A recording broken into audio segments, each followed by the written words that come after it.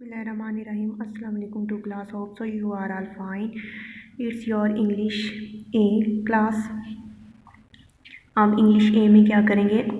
Unit number 10 Adil and the cold chain, इसका test आपने attempt करना है। फर्स्ट क्वेश्चन है right words meaning. Catch, found, आपको 2 वर्ड्स दिए गए हैं, आपने इनके मीनिंग राइट करने हैं। सेकंड क्वेश्चन है answer the following questions. Why did Adil stay at home, Adil घर पर क्यों रुका। सेकंड क्वेश्चन है who went to the house with Adil, Adil के साथ घर में कौन गया। थर्ड क्वेश्चन है मेक सेंटेंसेस, आपको 2 दिए गए हैं वर्ड्स, इनके आपने सेंटेंस बनाने हैं। हैज़ फास्ट, हैज़ पॉसिबल, जितनी जल्दी हो सके। अगेंस्ट द वॉल, दीवार के मुखालिफ। ओके टू क्लास, आपने इसे नीट राइटिंग में राइट करना है और स्कूल ऐप पे सबमिट करवाना है।